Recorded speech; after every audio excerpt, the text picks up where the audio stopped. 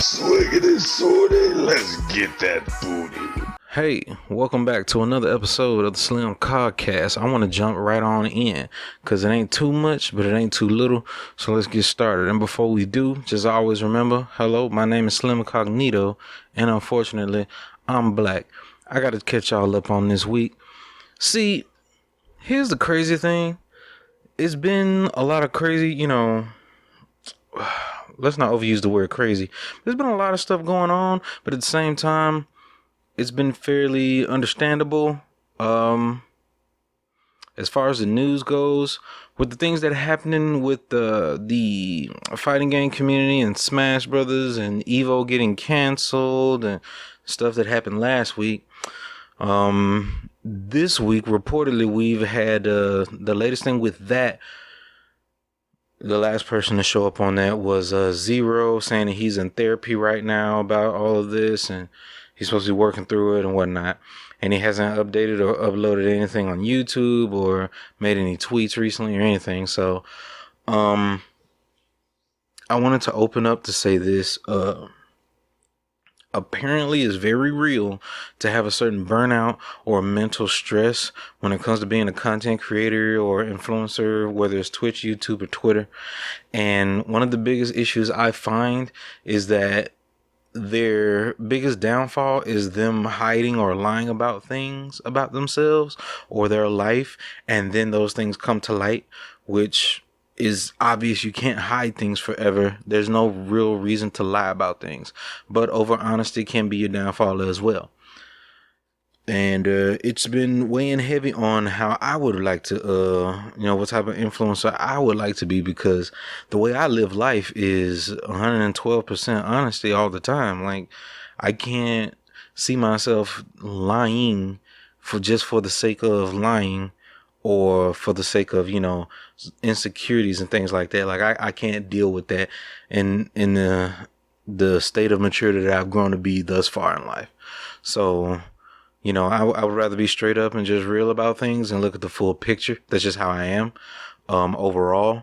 But at the same time, I'm more logical, and I play it. I won't say I play it safe, but I use my common sense, with most things. So, yeah, the most that I would have to be insecure about are not really anything that would be as nuclear as these guys who are clearly in the wrong. So I also have to consider that I can't really compare myself to these other content creators or fighting game, contestants, because they, date underage people, etc., and try to, let their real deep demons get out in public. And those things I can't really relate to. But ultimately, we have a huge issue when it comes to our gaming. How can you say our gaming media and influences? Because a lot of the fan bases out there really look up to and almost worship these guys and their brands and their images. So it wouldn't be too surprising that a lot of people would hold them to such a high standard and very highly accountable. It's the same effect to that adheres to preachers or any type of religious leader. People expect these leaders and preachers and those who teach certain religious texts to be these perfect, or at least very close to perfection, or very holy beings, so that they can lead by example for those who follow them, which, is an understanding concept, but it's really an unwritten concept, because not anybody has ever said that preachers must be perfect, or, any type of influencer must be perfect. It's actually a very popular misconception. And the thing is, no matter who it is or what they choose to do with their life, everybody has flaws. Everybody has hang-ups. Whether it's eating disorders or adultery or unfaithfulness or disloyalty or lying or stealing or, anything out there under the sun, there's always a degree of fault that's going to be present with a human being, no matter what profession or life that they choose. And no matter their relation to you either. That means family members, mothers, fathers, aunts, grandmothers, sisters, brothers, and your children. So we have to realize that everybody is so human. And I wanted to say this at the start of the podcast because there's been a lot of stuff happening in Twitter and in the media right now, especially with things of, for example, to really drive this home and how it's relative is the thing with Jada Pinkett-Smith and Will Smith. And there's this huge thing going on because you know how it is. Most people can't relate, but those in the minority can, to understand as it is to be black. When there's celebrity relationships like Jay-Z and Beyonce or Will and Jada, we hold them up on pillars. They're like power couples because they're positive examples of how a popular, you know, how the collective race could achieve a certain type of love. But the ultimate truth behind all of it, no matter what race, is that everybody's marriage and relationships and personalities as themselves as individuals has hangups, problems, and drawbacks. So you don't really see the full picture unless it's shown. And this is why I really respect the whole Jada and Will Smith thing. I can't really jump on the bandwagon and meme them too hard. Yes, it's funny. I can laugh at any joke, you know. I'm not really that sensitive when it comes to humor. But at the same time, we have to examine what's really there, the real truth of the matter. And that's the fact that no matter how famous or successful Will may be, he still fall victim to cuckoldry. It was not really cuckoldry in the purest definition of the word, but he still can get cheated on by a woman. You know, and some would say that this is like the dude that you just don't cheat on. But no matter what status you have, no matter what type of career or level you think you are on, no human being can truly satisfy another true human being. There's always going to be something that everybody wants more of compared to what they already have. You know, it's a universal law that if you don't know what you want, then that means you already have what you could ever want. It's plain and simple. So that means most human beings, when they're shown so many things in media to desire, then they'll always want their cake and eat it too. Meaning it's not enough to have what they have. They want something else outside of it. That's everyone, you know. And I just, you know, it's one of the hardest things about loyalty in this modern day and age. Jada, you can't villainize her for the choices that she's made. And at the same time, you can't really say that Will is soft for what he did or weak for what he did. He's not the rough, tough, aggressive, and, you know, confrontational type of guy. That was never what he was.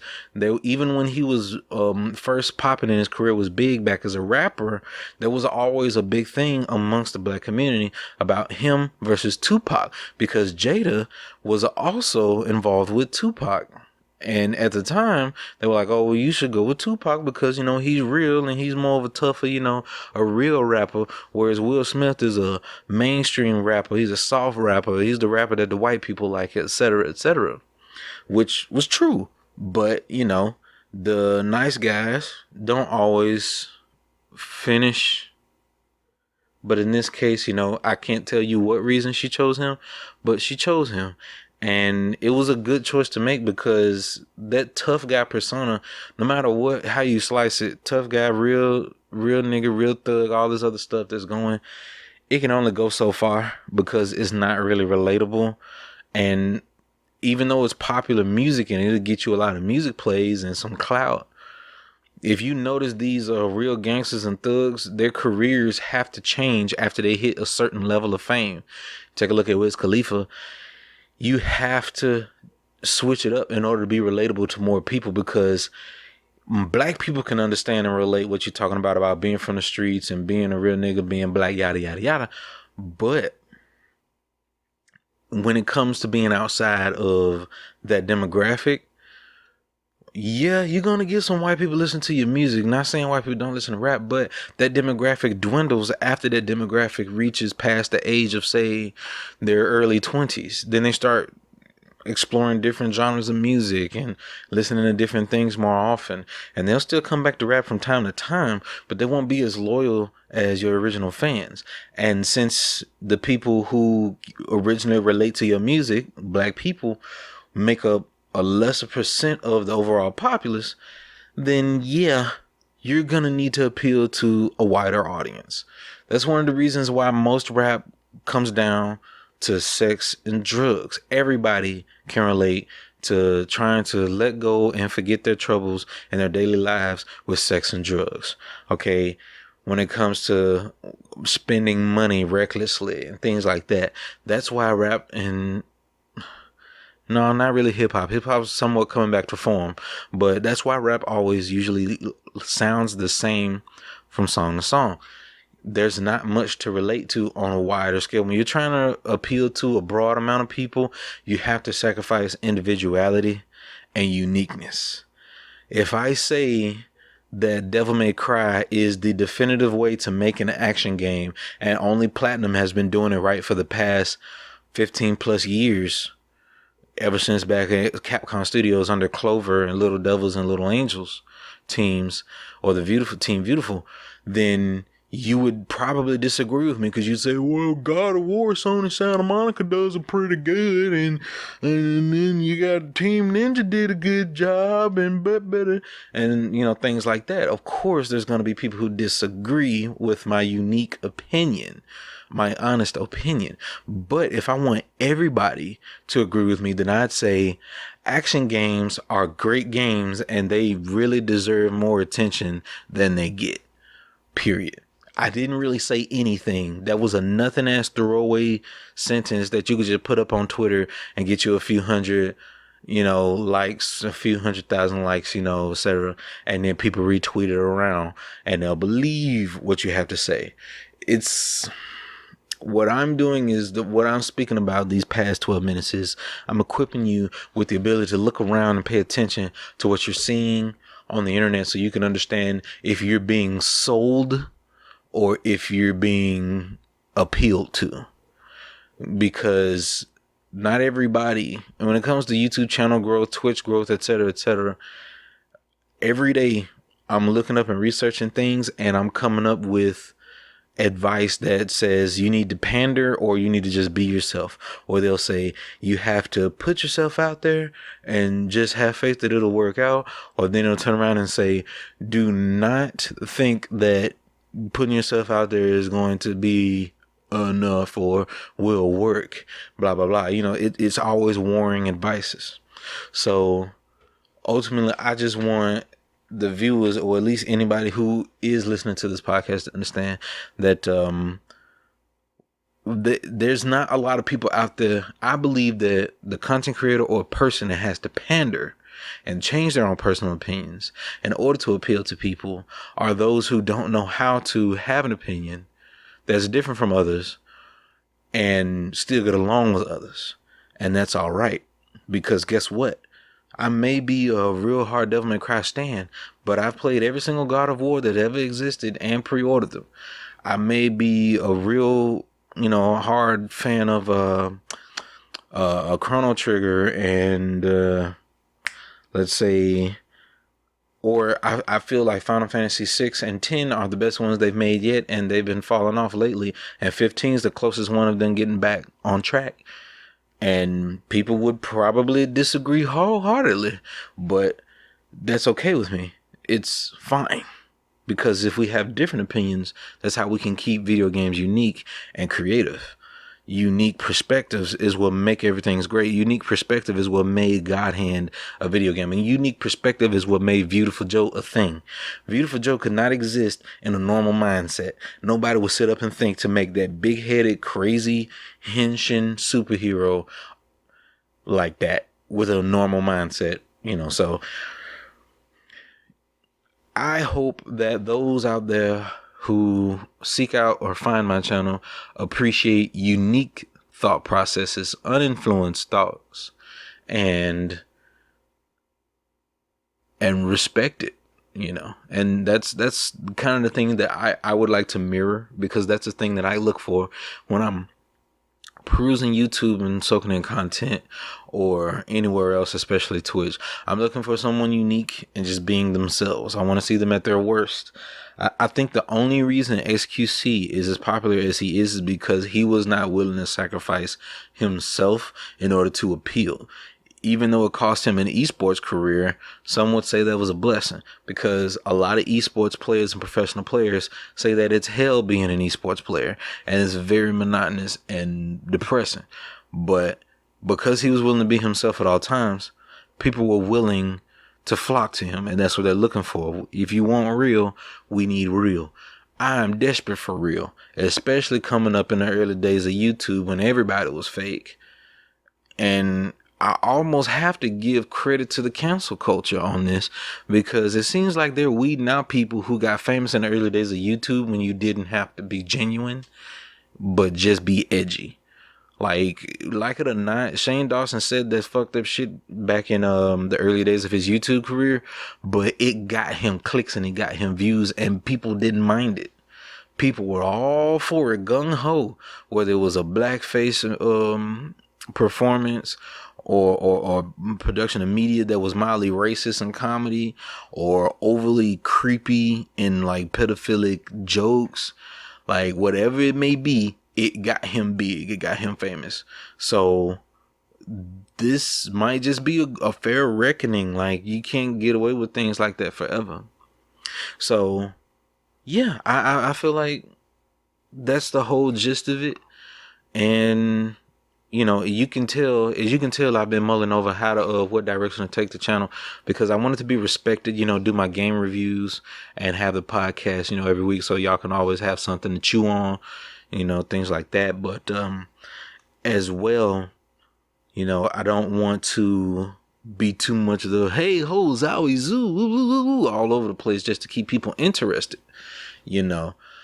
So I honestly, this is me asking for more feedback, and some real constructive criticism. Like, tell me what you would like out of this channel, but at the same time, I would have to address these requests with a grain of salt. So not everybody's going to like how I answer it, but I will try to provide what people want out of this, because of what I spoke about earlier.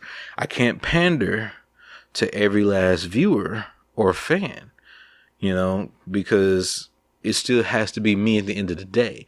That's the only thing that's going to keep me sane enough to keep doing this for years on and not be burnt out. Because I've read a lot of stuff and listened to a lot of things about YouTubers and content creators and streamers who get burnt out. And I find out the main thing that's parallel with all of them, the main thing that's relevant with them all, and the reason why that they get burned out is because they are not being themselves genuinely every time they're making content. So they're not having fun with it, and it doesn't feel like an honest day's work. If it feels like an honest day's work, you're always proud of what you've done. You always feel glad about what you've done, and you're okay with leaving it there at that on the floor for people to come forth to it. You know what I mean? It's for example, if you were to lie about being a professional doctor, and then you're getting these rewards and things like that for just getting lucky at performing CPR, you save a life, and people start rewarding you and things like that. No, that was great. Good job, doctor. Good job. But your real skill is like, you're really insane at playing the guitar and you wanted to do that. You would rather be recognized for your guitar skills rather than these fake doctor skills that you lied about. And you'll get tired of trying to keep up the facade. And that's what I believe is going on with a lot of content creators, So I think it's all a gist of being you and being you until the end. And only change when you yourself changes. Because yes, people do change. But I feel that that's going to come along with the journey. If I do make any changes, it's going to be with my fan base, with my viewers. So with that out of the way, let's jump into what I played this week, and let's go for it. Because we have to appreciate and respect those who are themselves at all times and aren't afraid to be that. So respect to Will, respected Jada, and respect, a bit of respect to the cancel culture that's hitting people who deserve it. You know, sometimes it's a miss, but there's been some hits too. So good on them. Can't really hate on that. See, this is the issue I have when it comes to left or right. People want you to choose extremes and whatnot when it comes to politics things, but life is gray. You can't choose an extreme. You got to look at the details. Anywho, one of the games I played this week, after the HyperScape beta ended, it was kind of sad days because I do appreciate the aesthetic a lot. I like the way it looks and, fun movement and everything else. But one of my biggest issues about it is, and it's also something in the article. I'll touch on this later in the article on down the line. But the article stated that it's a good game, but it's something missing. And I do agree. Like, it just feels weird to me. Like, something just feels off about that game. I don't know what it is, but it's just an eerie type of tone to it. Like, it doesn't have a clear personality. It feels stale and lifeless. It feels soulless. Because the voice acting is terrible on every single character. When you compare it to Apex, it makes me want to go back to Apex, but I'm kind of tired of Apex because of the same thing from Overwatch and any other multiplayer games. I'm really burned out on multiplayer games in general because when it comes to team-based games, you can't depend on a motherfucker for nothing. There'll be leavers, there'll be, griefers, there'll be people who just go full doomer and give up so fast, or there'll be people who just have bad connections and can't help it, or they're playing on a toaster and they really, really want to play the video game that their favorite YouTuber or streamer is playing, but they can't, So what I had to look at it was, when I looked at HyperScape, then I looked at Apex. And I realized that I appreciated the characters in Apex had more love in them and personality. And that's what I loved more. I enjoy playing as Lifeline or playing as Bloodhound so much. And their personality, the care put into their character designs not only stem from the voice actors' personalities, but also their look, graphical modeling, and their abilities in game. It's all a seamlessly put together. Like Wraith being all problematic, edgy, emo anime, but also makes sense because she has a certain power that's hard to control and it takes a toll on her, and those same abilities are used in game. Perfect. It's the same school of design for characters that Blizzard used in Overwatch, which is why I can't completely hate on Overwatch. And there's a lot of entitled babies when it comes to their fan base. It's a huge blowback when it comes to attracting casuals to your game. They quit at the slightest inconvenience. And the Brigitte thing, they say it ruined the game, but it didn't. There's millions of people still playing that game daily. But the problem that we have here is that it's clear that HyperScape was made to be another sensational part of the wave battle royale rather than a game made out of love. You could tell they wanted to just make a battle royale first and not, a fun game first, because it's just lifeless. It just feels soulless. Like even if I had to take a look at Rainbow Six Siege, the most interest in it is the whole esports aspect and how good you are. Almost akin to the CS:GO gameplay style. But I have to be honest, outside of that shit looks boring. I mean boring. Like, what else do I have to improve on aside from placement of certain characters' abilities and my aim? There's got to be more than that, And because I'm so used to a higher amount of stimulus, I get bored of these other games real easily. HyperScape kind of keeps me attentive because of the movement and jumping and parkouring and traversing and platforming on the buildings and things, and that's fun. But my issue is once it comes to combat, that shit kind of stale. You can't just really get a whole lot of like the movement is more.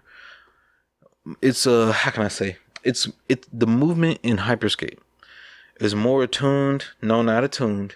It's more favorable toward pursuing and chasing a target rather than disengaging and running away from a target. Because if you want to disengage from a fight, you're literally almost completely and exclusively dependent on your hacks, aka those abilities that you pick up. So my number one strat is go for invisible.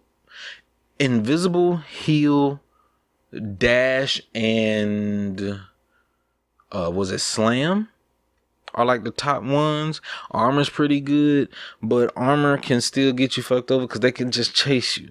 If they can't see you, then that's it. Unless they're using some type of AoE and they just get lucky with their spam, they're not gonna hit you if you're invisible. Okay, another issue that I have is that the sniper rifles are overpowered. Very much so. If a sniper rifle can so much as say one shot you in a game climate with this type of gameplay, where being at full health is not guaranteed. At all times, there is very easy for you to be missing maybe 20%, 15 to 30% of your health will be missing running around and having a fight. And you're going to have a lot of people in the meta right now, especially sitting back with a sniper rifle and just picking off people while they're fighting someone else. It's very easy to do. It's sad. I've watched people rack up 11 plus kills just by doing that. And it's not okay. The reason Apex is so balanced, it's the most balanced battle royale out right now. And that being said, the sniper rifles, you are rewarded with much more damage in a single shot with the sniper rifles, whether it's the Sentinel or the longbow or the no, the G7 is not a sniper anymore. No matter what sniper you use, you are rewarded with your hits if you land them. But you cannot just sit up and two-shot people thanks to the armor and the shield system. You see, that's probably what HyperScape is missing. Because to be honest, in strictly just health, the time to kill is a little too high. But there's no shields, so there's no reposition, try again option in the meta in most fights. Unless you have invisible or get lucky with a disengage. Because the ball is like damn near useless. When it comes to disengaging, it just gets destroyed. It doesn't work. And you need better. I think they need better audio feedback. When you get a kill, it feels kind of flaccid. It's not really a positive feedback when you get a kill. It's just a little bitty, icon shows up, pixelated with a skull. Says you killed the person. Okay, nice, but it's flaccid. It's not enjoyable. When you shoot somebody down in Apex, you hear a loud chunk and you watch them crawl and there's a down phase, and that's another thing.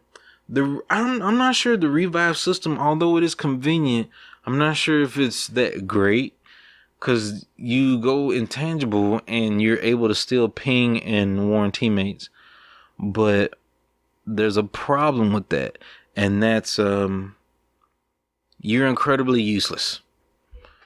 Apex at least gives you knockdown shields. You have a chance to revive yourself if you get a legendary knockdown. All of these issues that were originally in Battle Royales have been fixed with Apex.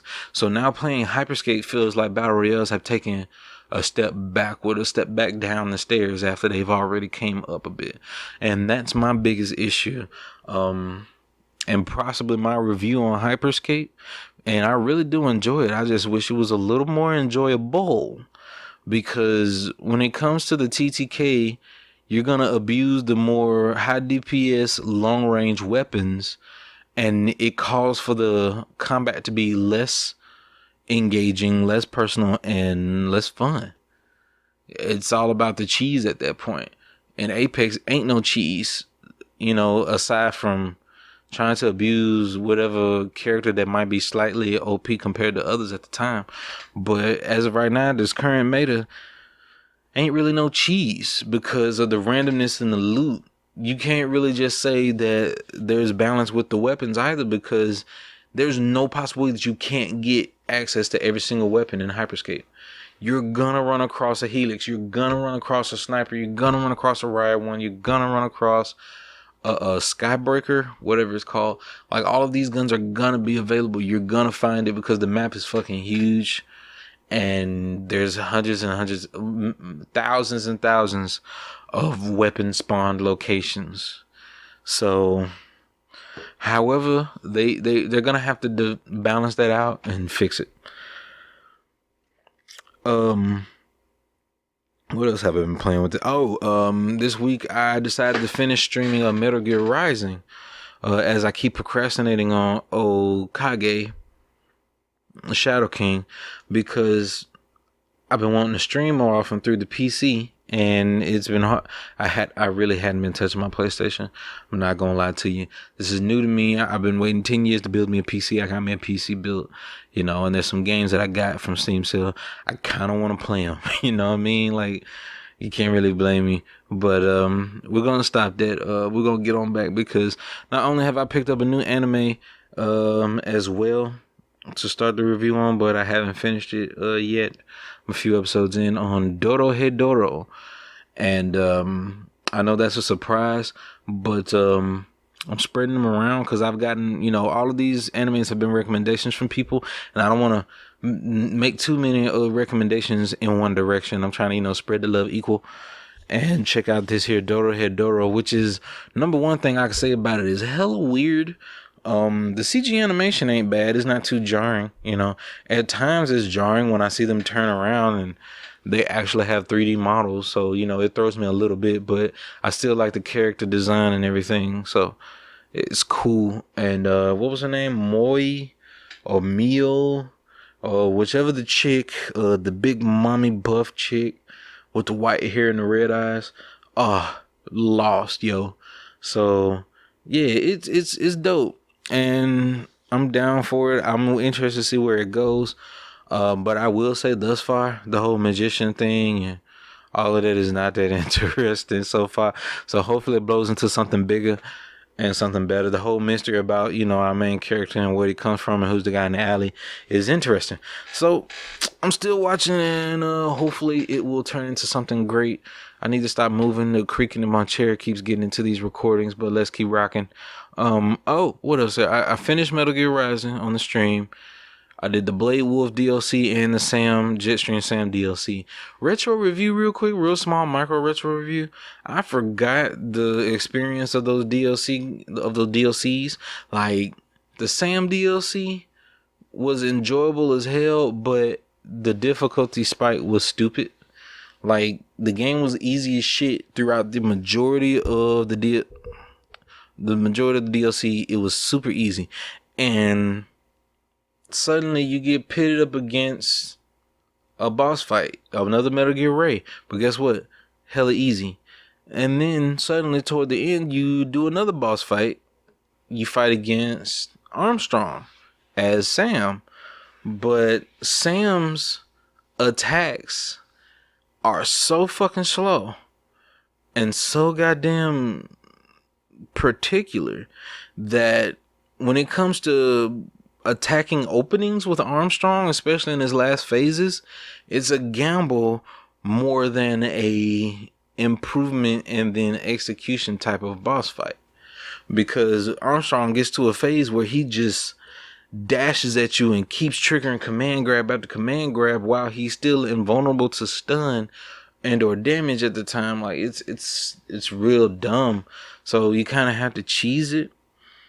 Maybe something that I don't know or didn't realize in the mechanics, but honestly, Sam's moveset was very limited because, you know, the fact that he was DLC, so it's not that much time put into him. It mostly seemed like reused assets, which is understandable. But it sucks that some of his moves they just did not allow in. Like, it would have been better if they gave you his full moveset that he actually had throughout the game, like every fight that you had against him. But sadly, that was not the case, and that final boss fight was bullshit. I'm just gonna have to be real with you.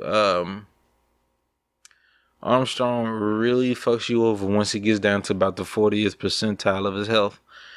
But still, I'm not gonna lie, like, it wasn't fun to challenge myself because I got that type of that very light masochism when it comes to my boss fights and action video games and whatnot and skill-based gaming. So yeah, I did somewhat enjoy the feeling of finally beating his ass. The triumph was very enjoyable. So yeah, and the Blade Wolf was just a complete afterthought. That shit was not really that great, but it was there. So it was alright. I can give it that much, but I ain't gonna just uphold it like it was just amazing. But bottom line, yeah, both DLCs paled in comparison to the main game, of course, because it was built from the ground up from day one of the project to create the game in development. Was the fact that Raiden would be the player that the character that the player would be using and controlling. So yeah, apparently fairly obvious about that. Moving from there, what else did I play this week? In my private time, I beat the Injustice story mode because I wanted to make a little space on the hard drive and not just hold Injustice on there and refresh myself on the story, which was super fucking good, actually. I forgot how good the story was in Injustice, since it was based off of the comic series. And it was actually good. That one scene, if anybody hasn't, it's like a 10-year-old game. That one scene where Superman killed Captain Marvel, the evil Superman from the alternate universe. That took me off guard, and it was actually pretty good. And I forgot the line that Batman had against Damian Wayne when he said, "That's not Dick Grayson, that's Damian Wayne." And said, "What? Your son?" He was like, what did he say? He said something about, I did what I had to do, and yet you still didn't respect me. You mistreated me. And he said, "I lost all respect for you when you killed Dick." And said, "But how could you care more about him than your own blood son?" And he's like, "You're a disgrace." And said, "I'll never own you again." He said, "Dick was my real son." And I don't, something he said, but he just straight up burned him. Just, oh my goodness, it was amazing, to see Bruce talk like that to Damian, because Damian really did let him down, became a killer. He was like the worst kind of Nightwing that you could find. And some people like Damian Wayne Nightwing. I personally was never really a fan. I love the design though. Design's fucking sick. I always liked the design. The red and black is a nice alternative, but nah, I'm good. I'm a Dick Grayson guy, Jason was cool too, but Red Hood Jason was pretty dope as well. Let's not get all into the comic stuff, but yeah, super good shit. And I enjoyed the story mode. It wasn't bad, It's just me basically putting a proper flex to myself while playing these games on my PC now. So, hey. But lo and behold, yeah, I think I've already tackled everything in HyperScape.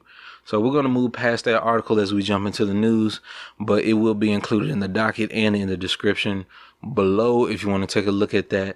It was at Forbes by Paul Tassi, senior contributor, and it was posted on July 6th. Now, Here's the ultimate thing for me when it comes to this whole next gen. It seems PC's getting back into the fray, or rather I should say Steam is getting back into the fray, because now that they have the new engine, the new Source 2 engine, and Half-Life is getting installments with Alyx and all types of Half-Life 3 things being, insinuated upon. So yeah, it looks like some things going on with that too. Oh, one more thing I need to get into when it comes to Valorant.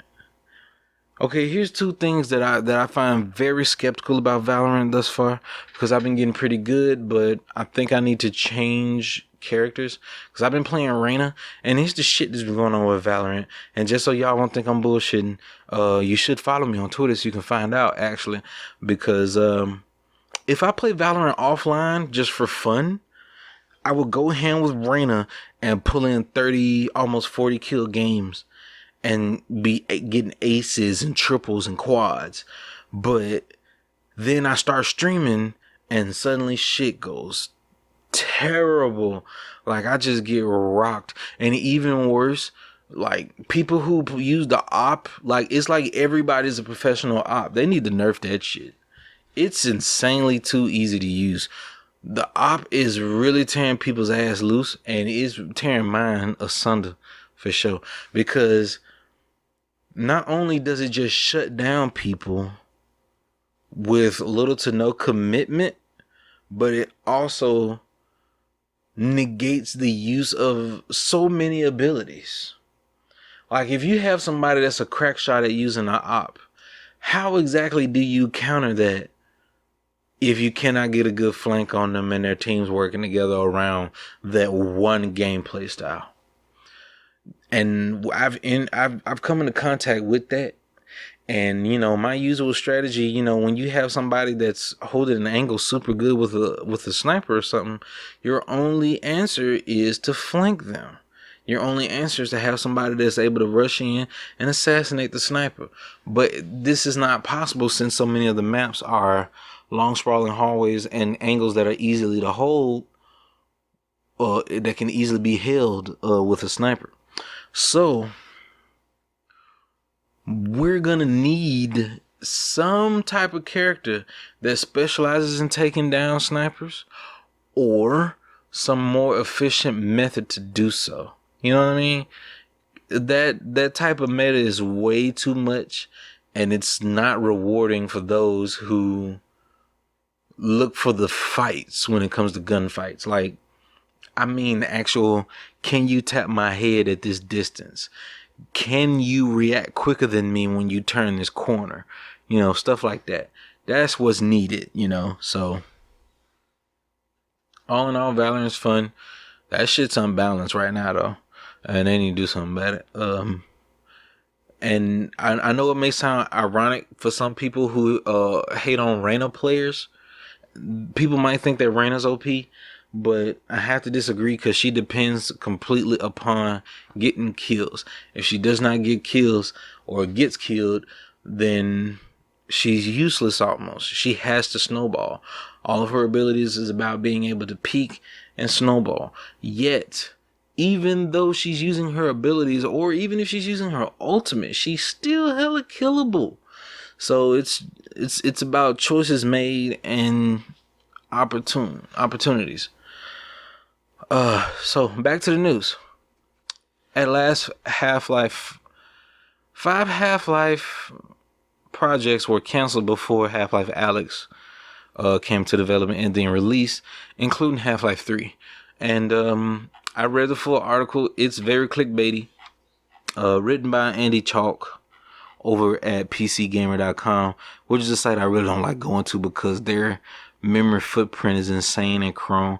They like stack so much stupid ads and stuff on you that it's ridiculous, and it's unforgivable, honestly. But like a website that has articles has the same memory footprint as freaking Twitter scrolling on Twitter, or freaking Reddit. That's insane. The only reason those sites have such big memory footprints is because you're loading videos. There's a certain cache loaded, pictures and stuff that's been loaded, GIFs and shit in the memory and whatnot. This is one of the reasons why Chrome uses so much memory, is because it holds a lot of things on these pages that's loaded and downloaded in order for a faster viewing and, scrolling experience. So a lot of RAM is very favorable to Chrome. Good thing I got more than enough. Small flex. Moving forward though. Basically this article is very clickbaity, so don't really, get too in a tiffy about this. It's just saying that before they came to the conclusion to make Half-Life Alyx, they had a lot of projects in the works, but now that Alyx is done, it seems like they're focusing based off of what was said and done in Alyx. So they wanted to make, I think, what was it? Was Alyx an integral for Half-Life? A prequel to one of the games? I don't recall, but however, it gave them the ability to lay more groundwork for the game without making the game itself way too, dialogue heavy in order to explain, well, this is the story that we want to show. So they probably got something that they want to build off of based off of what was done in Alyx. Who knows? But it's a hella clickbait article. I went ahead and included it because I spent time of my life reading this shit. So there you have it. And I read it and told you what was going on, so you won't have to. So basically, they just had some projects in the pipes and they asked them when they wanted to do Alyx. That's all. Another thing next in the docket is Mortal Kombat 11 director comments on Ash Williams DLC situation. Ed Boon himself came onto a podcast and spoke with the people based on this article by Tyler Fisher over at comicbook.com. He was speaking to a Victor Lucas on a podcast. What was the name of this podcast? Let's see. About Ash Williams. VLC's Basement is the name of the podcast. Not really familiar with it myself, but they got a chance to interview Ed Boon, creator and lead director of Mortal Kombat for a couple of decades now, and almost 3 decades now.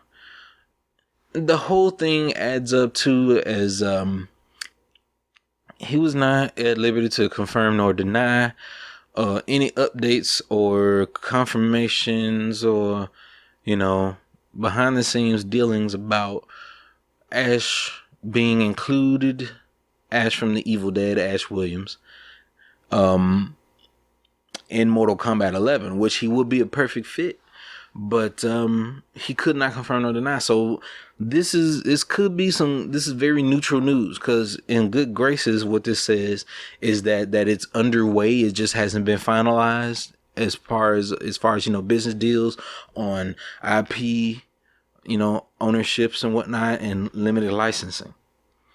So at least it's underway or being discussed, so he can't say anything about it. So that's good graces as well, and let's hope it's that. The second thing is maybe it's looking a little rocky and might not happen, so he would want people to forget about it.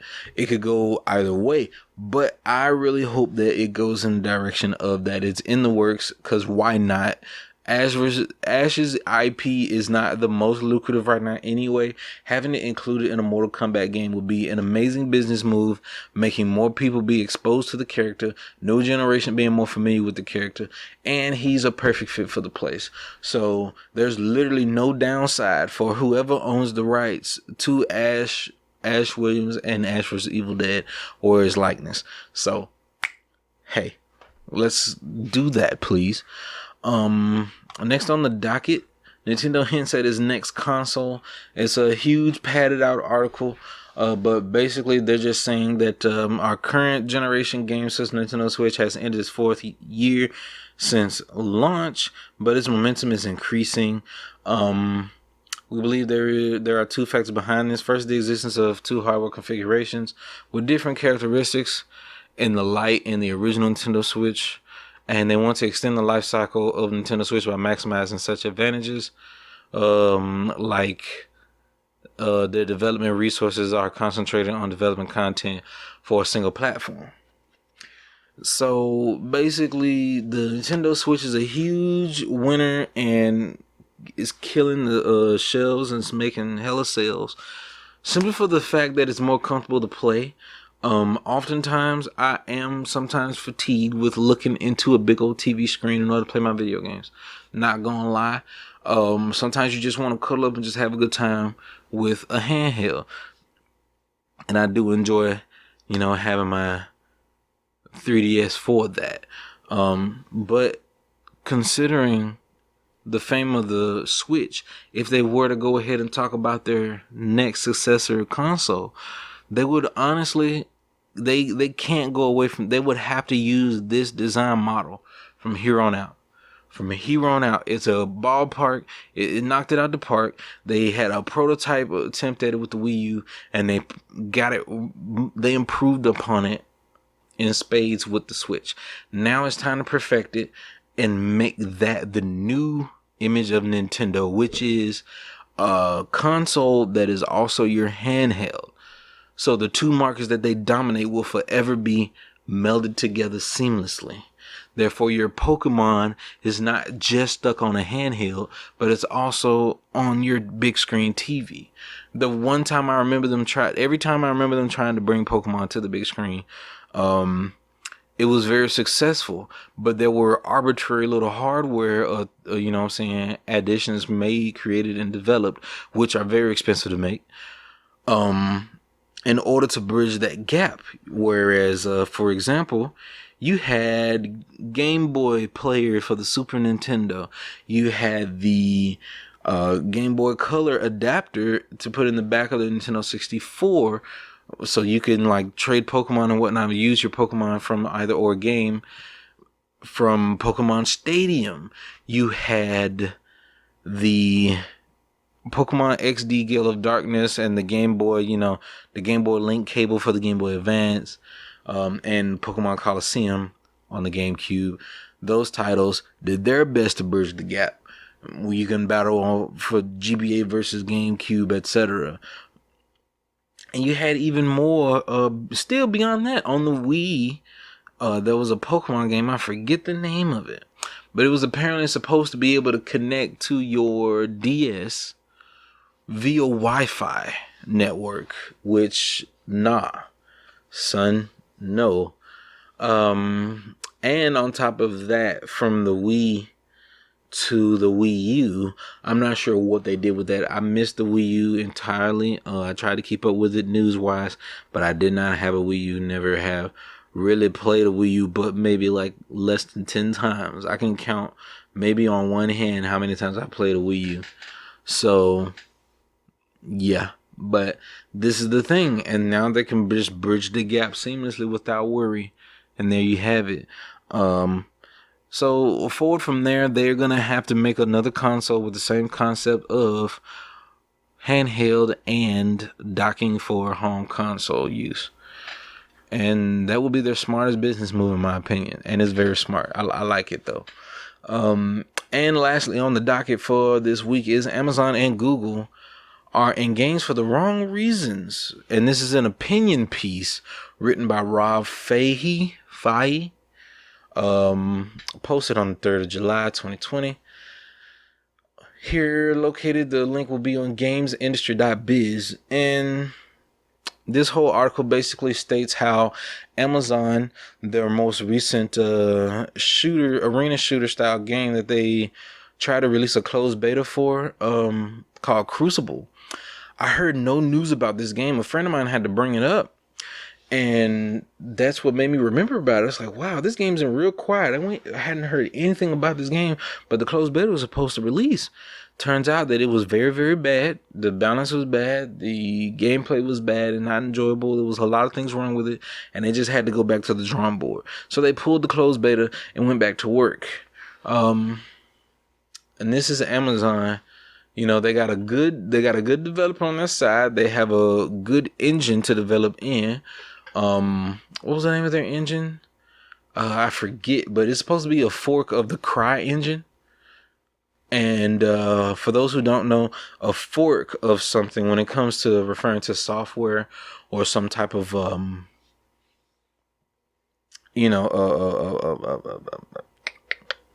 any type of developed software, when you make a fork of it, it's taking the existing software that's used and editing it to either improve upon it or make it your own unique, based off of, the changes that you see fit. And for example, let's say if I were to make a game, which is just about, if I were to make a video game called, if I made Pong or Pac-Man, let's say I made Pac-Man and someone else came along, took the, reverse engineered the code and edited the game to where you don't just eat pellets, but also you can fight the ghost with a full combat system, then that would be a fork of the game that I made, basically a revision or edit to it. And having a graphical engines, they're literally made in order to support, is basically not so much of a sandbox, but an outline that allows the game developers to build the rest of the game in sort of I guess you could say a sandbox or whatnot. And that's the whole graphical engine, because its whole job is to not only, be able to display and interact with the code and assets that the developers are going to add into the game's creation, but also be able to communicate effectively with a wide range or at least specific numbers of hardware and chipsets, being PC or console. So the Cry engine itself, originally was made for Crysis, and it was one of the more revolutionary, cutting edge engines at the time, because of the graphical fidelity of Crysis and Crysis 3 especially. But eventually, things just became a bit different, and they had to make revisions to it, since I'm pretty sure the Cry engine is hella old. It came out during the PS3 360 era. But them making a fork of it, they can update it, but it's still a good engine. It just needs to be updated to communicate with modern day hardware. Now we have much faster RAM speeds than back then. We have much better processors from back then.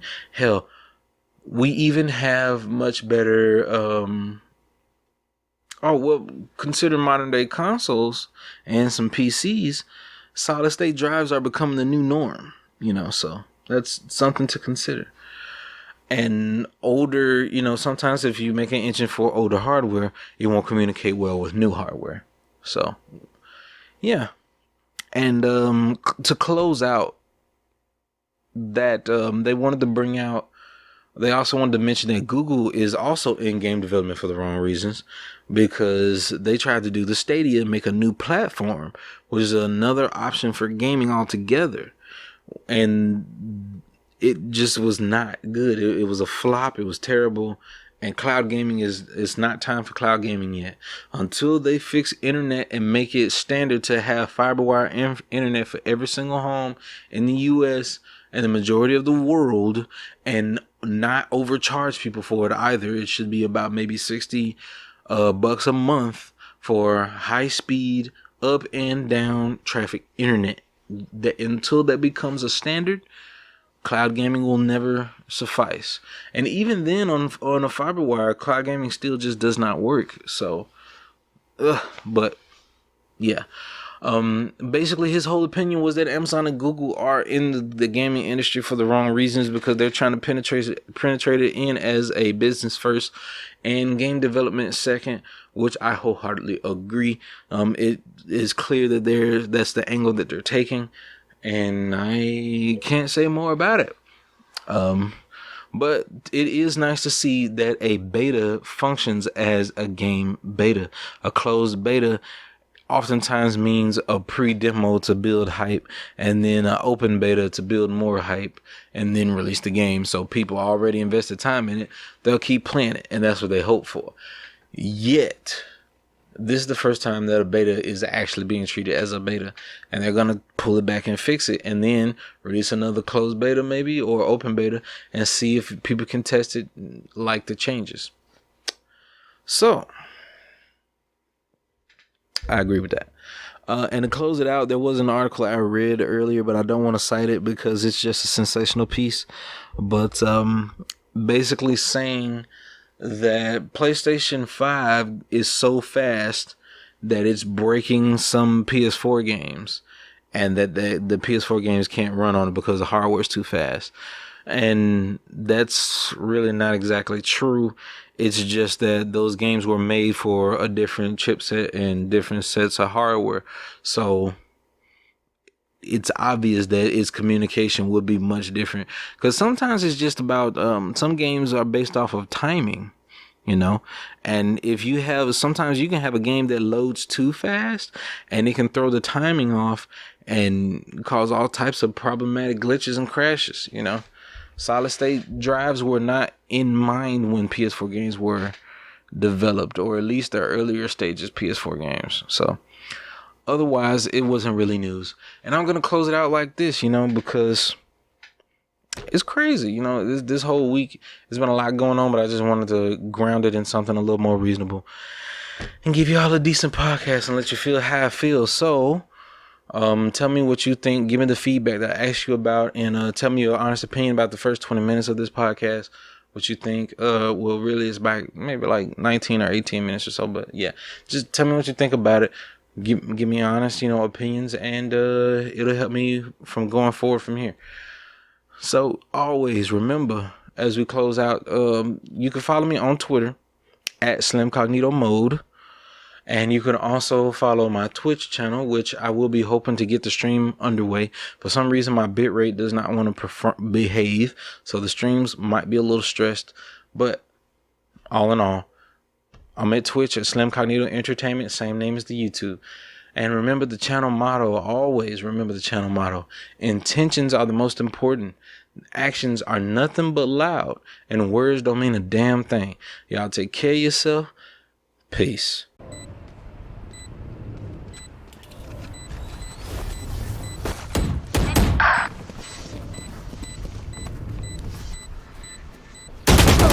You will barely worth the effort. With a fucking classic, nigga. Don't play with me. Get hit.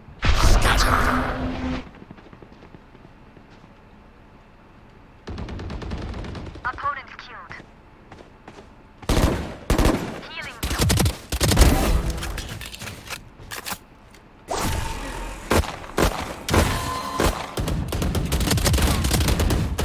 One enemy remaining. Long.